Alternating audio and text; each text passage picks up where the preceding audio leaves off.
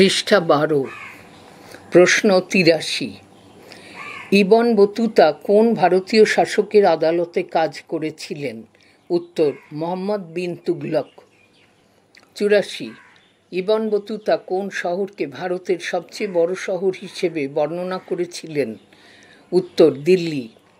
85। François বার্নিয়ের কোন দেশ থেকে এসেছিলেন? উত্তর, ফ্রান্স।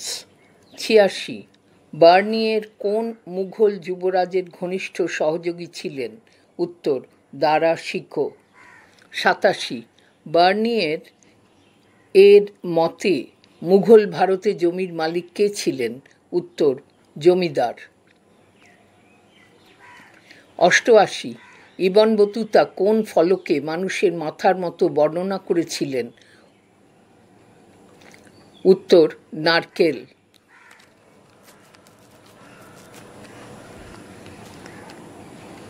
আবার পড়ছি। 88। ইবন বতুতা কোন ফলকে মানুষের মাথার মতো বর্ণনা করেছিলেন?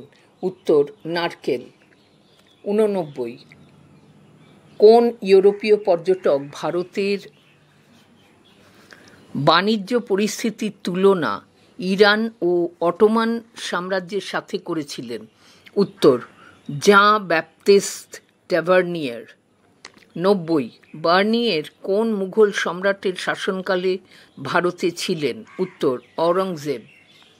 91। আল বিরুনি তাঁর ব্রাহ্মণ বন্ধুদের জন্য কোন ভাষায় গ্রিক গ্রন্থ অনুবাদ করেছিলেন?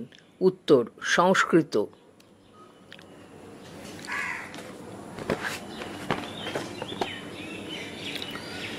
92। আল বিরুনি ভারতীয় সমাজের কোন বিষয়ের বিশ্লেষণ করেছিলেন? উত্তর, জাত ব্যবস্থা।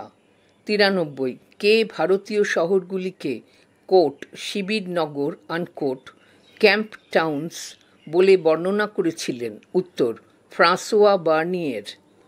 94। ইবন বতুতা কোন শহরের সঙ্গীত ও নৃত্যশিল্পীদের জন্য বিখ্যাত বাজারের কথা উল্লেখ করেছেন? উত্তর, দৌলতাবাদ। 95। কোন মুঘল ঐতিহাসিক বার্নিয়ের এর জমির মালিকানার মতামতের বিরোধিতা করেছেন? উত্তর, আবুল ফাজল। পৃষ্ঠা 13, প্রশ্ন 96। ইবন বতুতার ভ্রমণের সময় প্রধান বিপদ কী ছিল? উত্তর, ডাকাত আক্রমণ। 97। ইবন বতুতার মতে ভারতের সবচেয়ে লাভজনক ব্যবসা কোনটি ছিল? উত্তর, বস্ত্রশিল্প। 98। ভারতের ডাক ব্যবস্থার পদবাহকদের কি বলা হতো? উত্তর, দাওয়া। 99। বার্নিয়ের ভারতীয় সমাজ সম্পর্কে কি সমালোচনা করেছিলেন? উত্তর, ব্যক্তিগত সম্পত্তির অভাব।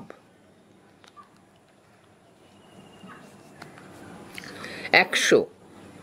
কোন ইউরোপীয় চিন্তাবিদ বার্নিয়ের এর লেখা ব্যবহার করে কোট প্রাচ্য স্বৈরতন্ত্র আনকোট ধারণা তৈরি করেছিলেন? উত্তর, মন্টেস্কু।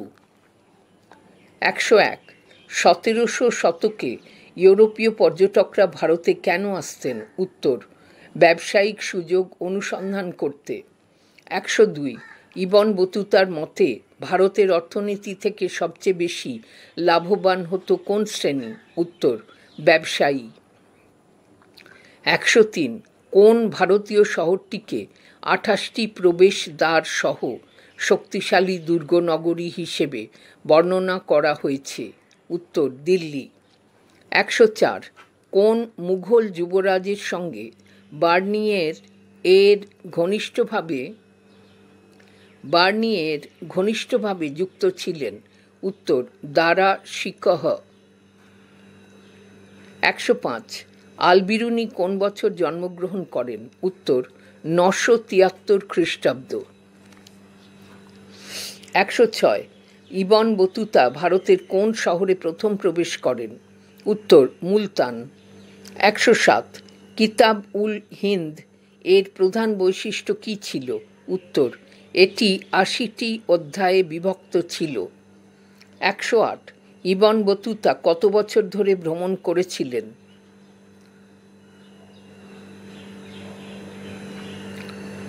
উত্তর 30 বছর। পৃষ্ঠা 13 পড়া হলো। পৃষ্ঠা 14। প্রশ্ন 109। ইবন বতুতা ভারতের কোন অঞ্চল পরিদর্শন করেননি? উত্তর রাজস্থান। 110। বার্নিয়ে ভারতে কত বছর ছিলেন? উত্তর 12 বছর। 111। ইবন বতুতা ভারতের কোন শহর থেকে চীনের উদ্দেশ্যে যাত্রা করেন? উত্তর মালাবার। 112। বার্নিয়ের মুঘল ভারতকে ইউরোপের সাথে কোন দিক থেকে তুলনা করেন? উত্তর অর্থনীতি ও কৃষি। 113। কোন পরিবহন মাধ্যম ইবন বতুতা ভারতে সবচেয়ে বেশি ব্যবহার করেছিলেন? উত্তর ঘোড়া। 114। ইবন বতুতা কোন শহরের দুর্গপ্রাচীর সম্পর্কে বিস্তারিত লিখেছেন? উত্তর দিল্লি। 115। ইবন বতুতার মতে ভারতের ডাক ব্যবস্থা কেমন ছিল? উত্তর অতি দ্রুত। 116। ইবন বতুতা কোন দ্বীপে 18 মাস কাটিয়েছিলেন? উত্তর মালদ্বীপ। 117। বার্নিয়ের ভারতীয় কৃষকদের কিভাবে চিত্রিত করেছিলেন? উত্তর দরিদ্র ও নিপীড়িত। 118। ইবন বতুতা ভারতীয় শহরগুলোর কোন বৈশিষ্ট্যের বেশি প্রশংসা করেছিলেন? উত্তর জনবহুল বাজার। 119। ইবন বতুতা ভারত ভ্রমণের সময় কোন শাসকের সম্পর্কে শুনে আকৃষ্ট হয়েছিলেন? উত্তর মোহাম্মদ বিন তুগলক। 120। ইবন বতুতা কত বছর বয়সে ভ্রমণে বের হন? উত্তর 22 বছর। 121। বার্নিয়ের ভারতীয় শহরগুলোর অর্থনীতি সম্পর্কে কি মন্তব্য করেছিলেন? উত্তর মুঘল শাসকদের উপর নির্ভরশীল।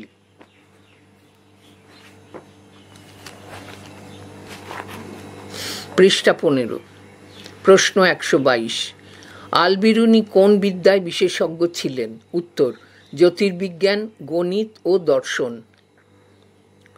প্রশ্ন 123। কোন ইউরোপীয় পর্যটক ভারতে 6 বার ভ্রমণ করেছিলেন? উত্তর জাঁ ব্যাপটিস্ট ট্যাভার্নিয়ের। 124। বার্নিয়ের ভারতীয় কারিগরদের সম্পর্কে কি বলেছিলেন? উত্তর তাঁরা অত্যন্ত দক্ষ ছিলেন। 125। বার্নিয়ের মতে মুঘল শাসন ব্যবস্থার প্রধান দুর্বলতা কি ছিল? উত্তর ব্যক্তিগত সম্পত্তির অভাব। 126। আল বিরুনি ভারতীয় সমাজ সম্পর্কে তার ব্যাখ্যায় প্রধানত কোন দৃষ্টিভঙ্গি গ্রহণ করেছিলেন? উত্তর সাংস্কৃতিক তুলনামূলক বিশ্লেষণ। 127। কেন আল বিরুনির কিতাব উল হিন্দকে একটি গুরুত্বপূর্ণ ঐতিহাসিক দলিল হিসেবে গণ্য করা হয়? উত্তর এটি একটি বহুমাত্রিক সমাজ ব্যবস্থার বিশ্লেষণ দেয়। 128। ইবন বতুতার বিবরণ থেকে ভারতীয় নগর ব্যবস্থার কোন বৈশিষ্ট্য সবচেয়ে বেশি বোঝা যায়? উত্তর শহরের বাণিজ্য ও সমৃদ্ধি। 129। ইবন বতুতার রচনাগুলি থেকে ভারতে মধ্যযুগীয় যোগাযোগ ব্যবস্থার কোন দিকটি স্পষ্ট হয়? উত্তর দ্রুতগামী ডাক ব্যবস্থা। 130। বার্নিয়ের দৃষ্টিভঙ্গি কেন ইউরোপীয় উপনিবেশবাদীদের কাছে আকর্ষণীয় ছিল? উত্তর তিনি ভারতকে একটি দুর্বল সাম্রাজ্য হিসেবে দেখিয়েছিলেন। 131। ইবন বতুতা ভারতের ধর্মীয় সহনশীলতা সম্পর্কে কি পর্যবেক্ষণ করেছিলেন? উত্তর বিভিন্ন ধর্মের সহাবস্থান ছিল। 132। আল বিরুনি ভারতীয় সমাজ সম্পর্কে কিভাবে জ্ঞান অর্জন করেছিলেন? উত্তর সংস্কৃত ভাষা শিখে স্থানীয় শাস্ত্র পড়ার মাধ্যমে। 133। ইবন বতুতার মতে ভারতের বাজারগুলো কী কারণে সমৃদ্ধশালী ছিল? উত্তর আন্তর্জাতিক বাণিজ্য সংযোগ। 134। ভারতীয় ধর্মীয় দর্শনের মধ্যে কোনটি আল বিরুনিকে সবচেয়ে আকৃষ্ট করেছিল? উত্তর অদ্বৈত বেদান্ত অদ্বয়বফলা ঐকার ত অদ্বৈত বেদান্ত। পৃষ্ঠা 16।